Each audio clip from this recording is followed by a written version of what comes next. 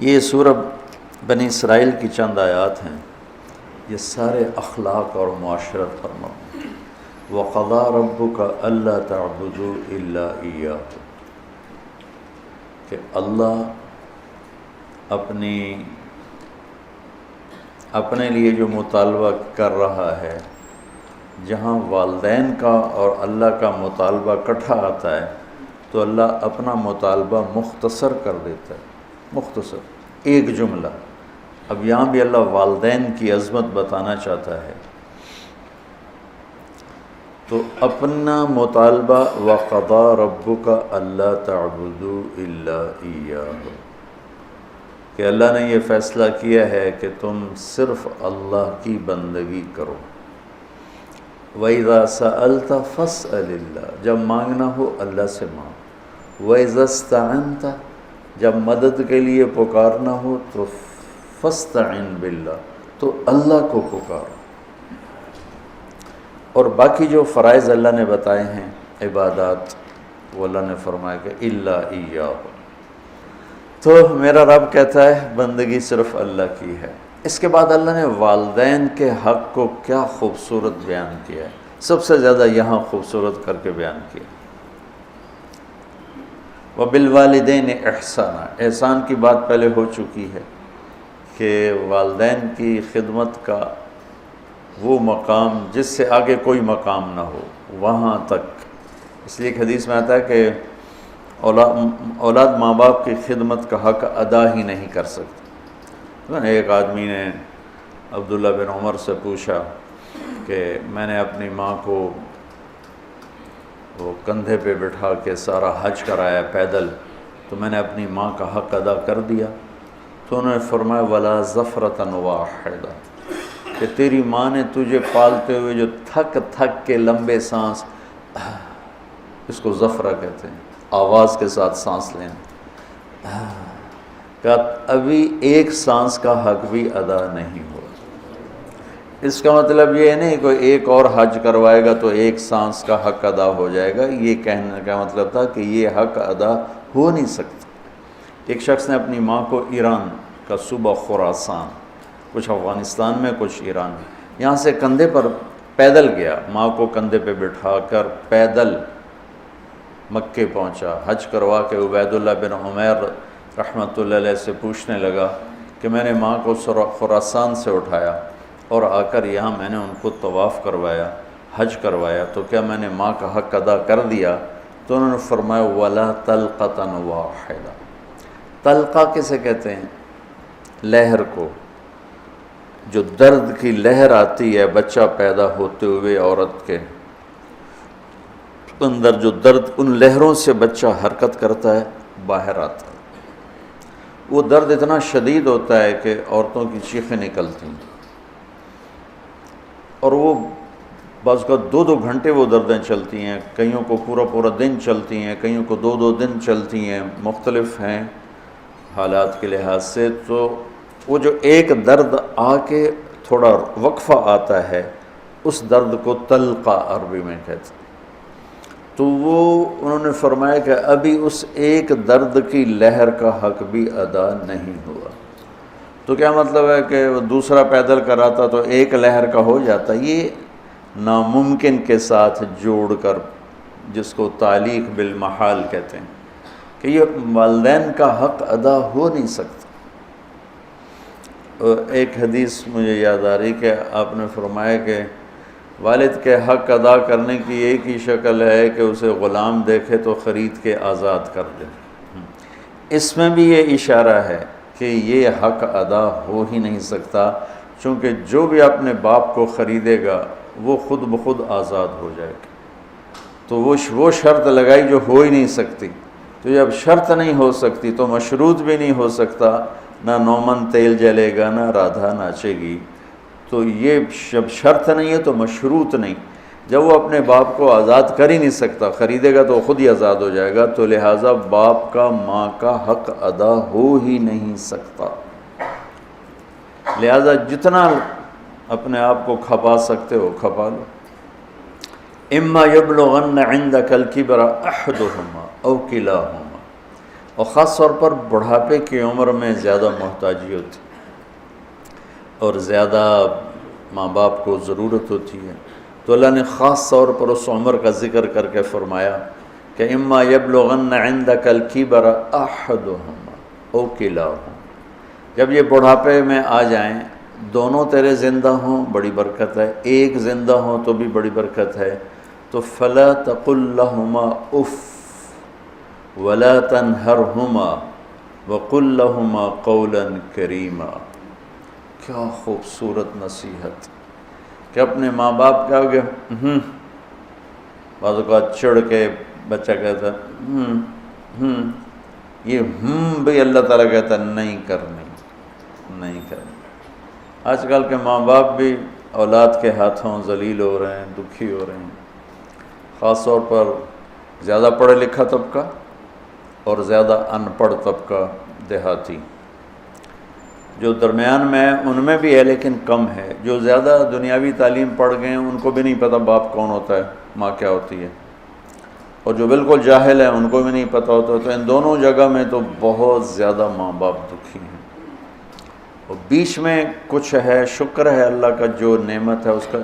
ابھی بھی بہت اولادیں ہیں جو ماں باپ کے فرما بردار ہیں۔ اکثریت اس وقت ایسی ہو چکی ہے کہ ادنا صدیقہ و اقصی اباہ، باپ کو دھکا دیں گے دوست کو قریب کریں گے۔ تو اللہ تعالیٰ فرما رہا ہے کہ جب یہ بڑھاپے کا شکار ہوں تو ان کے آگے یہ اتنا بھی نہیں کرنا،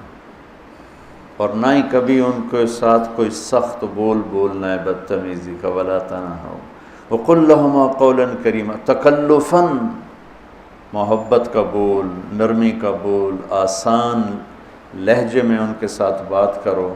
کہ کہیں بعض اوقات لہجہ بھی، وہ علقمہ کی والدہ کو کیا گلا تھا بیٹے سے کہ میرا بیٹا نافرمان نہیں ہے،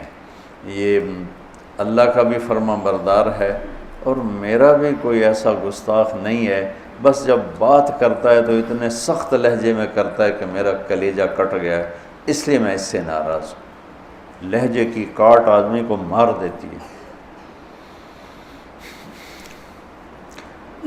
وَاخْفِضْ لَهُمَا جَنَاحَ الذُّلِّ مِنَ الرَّحْمَةِ وَقُلْ رَبِّ ارْحَمْهُمَا كَمَا رَبَّيَانِي صَغِيرًا۔ ذل، کمزوری، پستی، جناح پر، یہ عربی محاورہ ہے جناح الذل، اور میں پہلے بھی شاید کبھی آپ لوگوں نے مجھ سے سنا ہو، اس آیت کو میں کسی تفسیر سے نہیں سمجھا ہوں، اپنے ماں باپ کے آگے ذلت کے پر بچھا دے، ذلت کے یعنی اپنے کمزور پر بچھا دے۔ ہمارے گاؤں کے قریب دریائے راوی بہتا تھا، اب تو بیچارہ کب کا مٹا گیا، تو دریاؤں کا کنارہ جنگل گھنا، سورج نظر نہیں آتا تھا، اتنا درخت ایسے ملے ہوتے تھے، تو ہم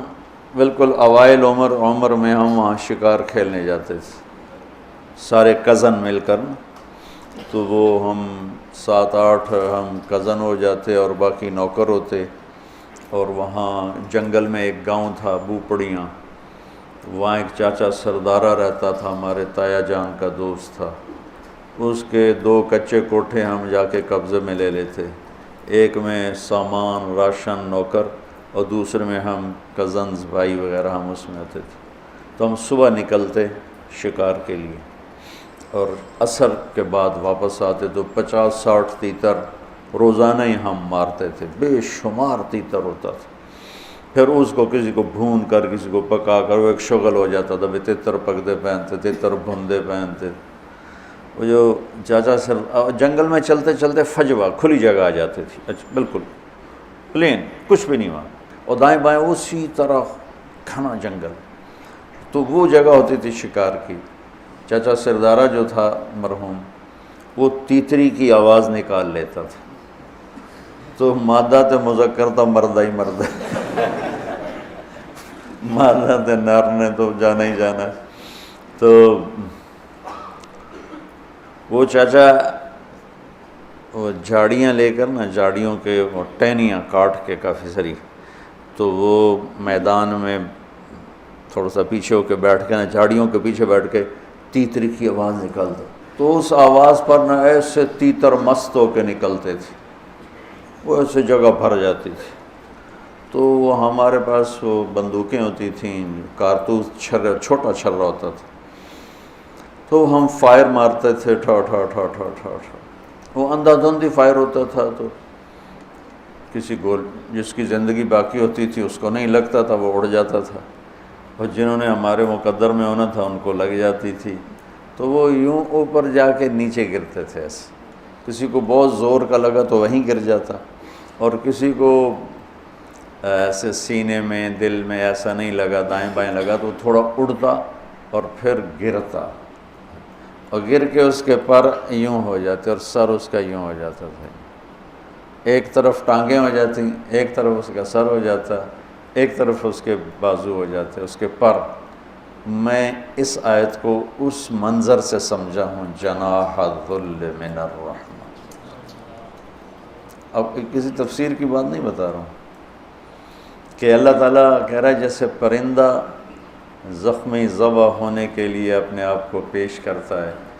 ماں باپ کے آگے اپنے آپ کو پیش کرتا ہے، من الرحمہ، محبت کی وجہ سے، رحمت کی وجہ سے، مجبوری کی وجہ سے،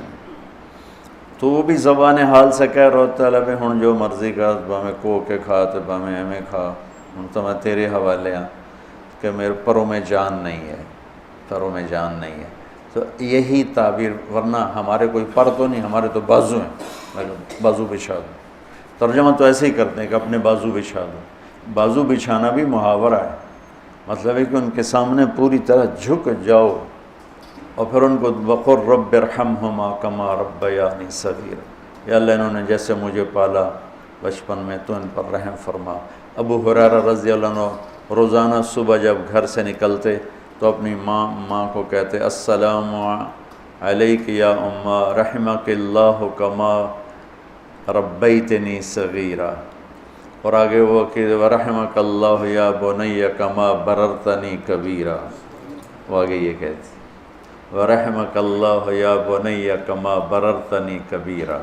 یہ ماں بیٹے کا تعلق۔ اللہ کے نبی نے اس خواہش کا اظہار فرمایا کہ اگر میری ماں زندہ ہوتی اور میں عشاء کی نماز کے مصلی پہ کھڑا سورہ فاتحہ پڑھ رہا ہوتا اور ادھر سے آواز آتی محمد، تو میں اپنی ماں کے لیے نماز توڑ دیتا۔ تو والدین کا حق اللہ تعالیٰ نے یہاں بڑا خوبصورت کر کے بیان کیا ہے۔ پھر وَآتِ ذَا الْقُرْبَى حَقَّهُ وَالْمِسْكِينَ وَابْنَ السَّبِيلِ وَلَا تُبَذِّرْ تَبْذِيرًا إِنَّ الْمُبَذِّرِينَ كَانُوا إِخْوَانَ الشَّيَاطِينِ وَكَانَ الشَّيْطَانُ لِرَبِّهِ كَفُورًا۔ سخاوت کا باب آ گیا پھر کہ مسکین کو، ضرورت مند کو، حاجت مند کو خرچ کرو، خرچ کرنا اللہ سے مانگو کہ اللہ تعالیٰ تمہیں خرچ کرنے کا حوصلہ دے، لوگوں کی خدمت۔ ایک شخص نے آ کر کہا یا رسول اللہ ارید ان اکون خیر الناس، میں چاہتا ہوں سب سے بہترین انسان بن جاؤں، تو آپ نے فرمایا کن نافعا للناس تکن خیر الناس، لوگوں کو نفع پہنچایا کر، لوگوں کی خدمت کیا کر، تو سب سے بہترین انسان بن جائے گا، سب سے اعلیٰ درجے کا انسان بن جائے، کہ ہر مسلمان کے ذمہ صدقہ ہے۔ یا رسول اللہ نہ ہو کا مزدوری کر کے کما کے پھر کرے، یا رسول اللہ نہ ہو کسی کی بدنی خدمت کرے، یا رسول اللہ نہ ہو کوئی بھلائی کا بول دے، یا رسول اللہ یہ بھی نہ کر سکے تو پھر کسی کو تکلیف نہ پہنچائے، یہ بھی صدقہ ہے۔ صدقہ اتنا ضروری ہے۔ اللہ تعالیٰ نے کسی کو فقیر بنایا، کسی کو مالدار بنایا، کسی کو متوسط رکھا، کسی کو بہت زیادہ۔ یہ اللہ نے ایک پیپر میں امتحان میں ڈال دیا کہ ہم مالدار کو اللہ تعالیٰ کا حکم ہے کہ تو غریب پہ خرچ کر۔ امام زین العابدین کا جب انتقال ہوا تو ان کے انتقال کے بعد پتہ چلا کہ 100 گھروں کی کفالت اٹھائی ہوئی تھی، 100 گھروں کی۔ جب ان کو غسل دے رہے تھے تو ان کی کمر پہ مزدوروں کی بوریاں اٹھانے کے نشان تھے، تو یہ عقدہ حل نہ ہوا کہ یہ تو شہزادے تھے دین و دنیا کے، تو ان کی کمر پر بوری اٹھانے کے نشان کیوں ہیں؟ تو پھر آہستہ آہستہ پتہ چلا کہ 100 گھروں میں روزانہ رات کو چپکے سے اٹھتے اور راشن کی بوریاں خود اٹھاتے، حالانکہ اتنے ان کے غلام تھے، راشن کی بوریاں خود اٹھاتے اور جا کے ان کے گھروں میں پھینک کے آ جاتے، کسی کو ان کی موت تک پتہ نہیں چلا کہ ہمیں راشن دینے والا ہے کون۔ تو میرے اللہ کو یہ صفت پسند ہے، آت ذی القربى حقہ والمسکین وابن السبیل ولا تبذر تبذیرا۔ ہاں، بے جا خرچ نہ کرو، فضول خرچ نہ کرو، کہ اللہ تعالیٰ کا یہ مال میرے پاس نعمت ہے اور یہ میرے پاس امانت ہے، مجھے اس کا حساب دینا ہے۔ اور حساب دینے کے لیے صرف یہ نہیں کہ رزق حلال کمانا ہے، حلال کما کے پھر خرچ کیسے کرنا ہے اس کا بھی حساب ہوگا۔ تو اس وقت اتنا مالدار لوگ خرچ کر رہے ہیں، لیکن اتنا فضول جگہ، اتنی غلط جگہ، فضولیات پر، نافرمانی پر۔ نافرمانی میں جو خرچ ہوتا ہے وہ اللہ کو ناپسند ہے۔ اطاعت اور فرما برداری کا خرچ اللہ کے ہاں پسندیدہ ہے، اس کی واپسی بھی ہے۔ تو اللہ تعالیٰ فرماتے ہیں خرچ کرو، لیکن نافرمانی میں خرچ نہ کرو۔ وَإِمَّا تُعْرِضَنَّ عَنْهُمُ ابْتِغَاءَ رَحْمَةٍ مِّن رَّبِّكَ تَرْجُوهَا فَقُل لَّهُمْ قَوْلًا مَّيْسُورًا۔ اب آپ کے پاس تو کبھی ہوتا ہی نہیں تھا، لوگ آپ سے آ کے مانگتے تھے، تو اللہ تعالیٰ کتنی رعایت کر رہا ہے مانگنے والوں کی، فقیروں کی۔ اللہ فرما رہا ہے کہ میرے نبی جب آپ کے پاس نہ ہو نا اور آپ نے انکار کرنا ہو تو سختی سے انکار نہیں کرنا، پیار سے انکار کرنا۔ ہوئے ہوئے ہوئے تو اللہ تعالیٰ فرما رہا ہے اگر تیرے پاس نہیں ہے تو بدتمیز نہ ہونا۔ سبحان اللہ، میٹھا بول بول کے معافی مانگنا، میٹھا بول بول کے یہ چل جاؤ، روز آ جاتے ہو، منہ اٹھا کے آ جاتے ہو، میں کہاں تک تمہیں دوں، یہ اللہ کو ناپسند۔ اما السائل فلا تنہر۔ اور پھر آگے اللہ تعالیٰ نے طریقہ بتایا ہوا، وَلَا تَجْعَلْ يَدَكَ مَغْلُولَةً عَلَىٰ عُنُقِكَ وَلَا تَبْسُطْهَا كُلَّ الْبَسْطِ فَتَقْعُدَ مَلُومًا مَحْسُورًا۔ میرے نبی آپ خرچ کریں لیکن کچھ اپنے لیے بچا کے رکھیں۔ یہ کیا خوبصورت دین ہے،